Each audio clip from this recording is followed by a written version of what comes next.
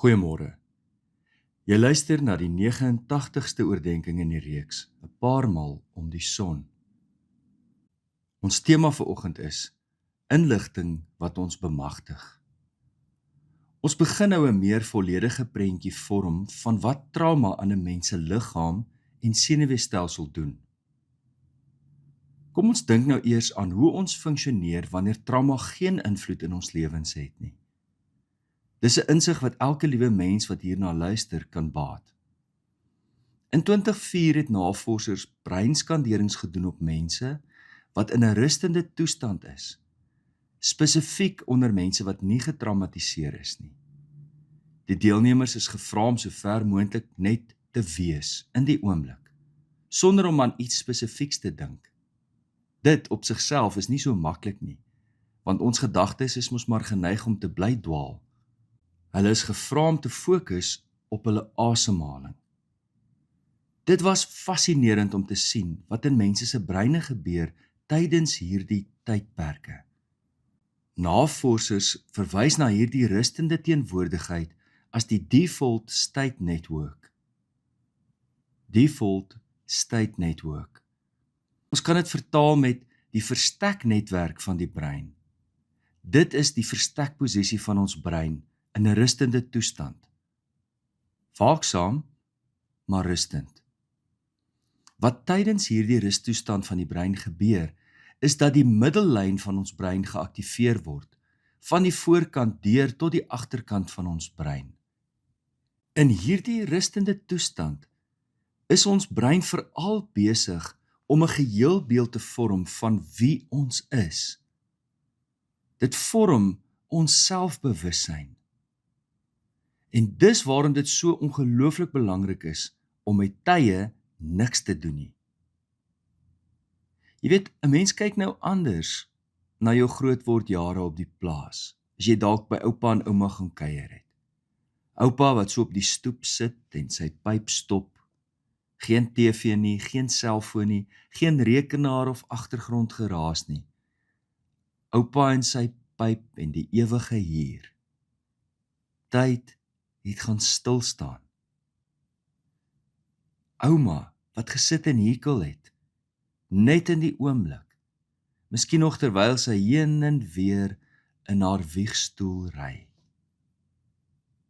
'n Mens kyk nou terug en jy besef dat hierdie toestand van net wees een van die mees belangrikste dele van die lewe is. Oom moet nou nie my oordenking gebruik om te begin pyp rook nie, of 'n verskoning om pyp te rook nie. Toe die navorsers hierna dieselfde toetse doen op mense wat aan posttraumatiese stres ly, het hulle brein nie op dieselfde manier gereageer nie. Byna geen van die middellynstrukture van die brein is by mense wat trauma beleef het geaktiveer nie. Die sin van selfbewussyn en die vermoë om in die oomblik teenwoordig te voel, is gedeeltelik of in geheel afgesluit. Daar was by hulle 'n gebrek aan selfbewussyn. Verder is daar ook, solank die trauma nie verwerk word nie 'n direkte verbintenis tussen die limbiese stelsel en ons vermoë om rasioneel en analities met die trauma om te gaan nie. Ons limbiese stelsel is die emosionele deel van ons brein. Met ander woorde, die skakeling tussen hierdie dele van die brein funksioneer nie soos dit moet nie, en daarom kan die trauma, solank ons daarin vasgevang is, nie verwerk word nie. Vir my as 'n gelowige interpreteer ek dit as volg. Die Here het ons so geskape dat ons, in 'n oomblik wanneer ons lewe bedreig word, of ons fisies en emosioneel oorweldig word, eers net moet oorleef. Daar is nie nou in daardie oomblikke tyd om emosie te verwerk of dit te analiseer nie.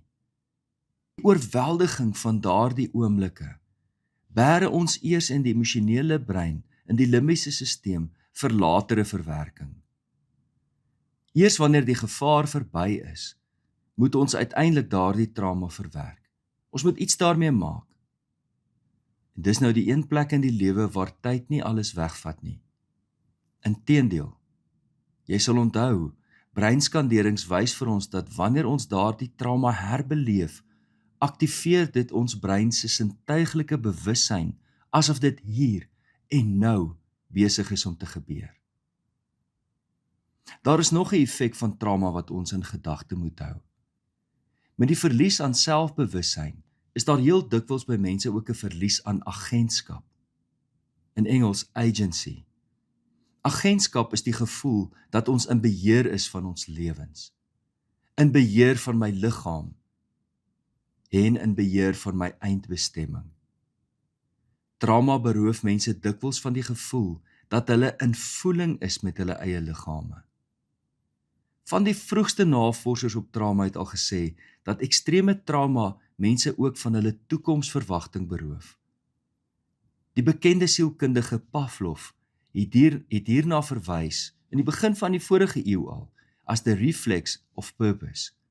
En dit word juis beskadig. En hy het gesê, dit is die belangrikste faset van 'n mens se ganse lewe, om 'n doel te hê om voor te leef. In uitsonderlike gevalle van trauma, verloor mense hoop vir die toekoms en die sin om te leef. Terwyl breinskanderings ons help om die effek van trauma te verstaan, is die belangriker uitkoms dat ons 'n beter begrip ontwikkel van hoe om trauma te verwerk. Dis tog die belangrikste doel van al hierdie gesprekke.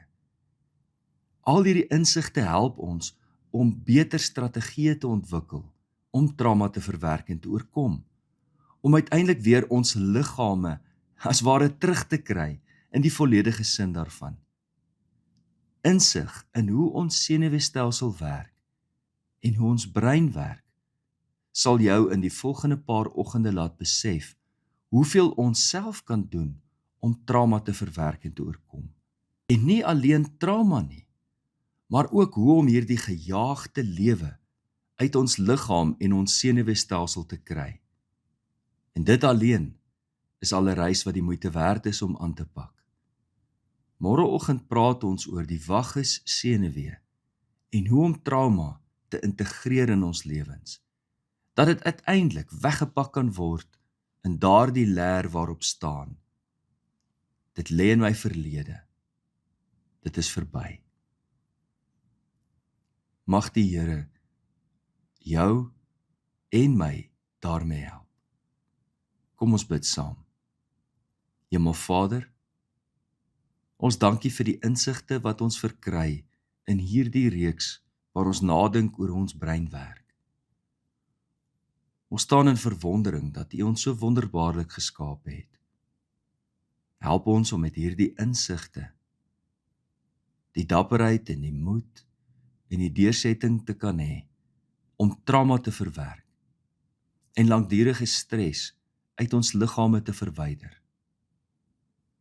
In 'n sekere sin bid ons ook, Here, dat U ons teen onsself beskerm, omdat ons net so aangaan en aangaan. Ons regtervoet plat trap op die pedaal en nie vir 'n oomblik gaan stil staan om net te leef nie. Help ons, Here, om rem aan te draai, tot stilstand te kom, om bewus te raak van dit wat in ons leef, sodat ons bevry kan word van die trauma en die ewigdurende stres wat ons lewensvreugde steel. Dit bid ons in Jesus naam. Amen. Kom ons begin dan ook die week met wysheid van C. Langenhoven. Draai jou verkyker om jou buurman se foute waar te neem, en hy sal van die ander kant af daardeur kyk en jou deugde vergroot sien. Liefde en 'n geseënde week vir elkeen.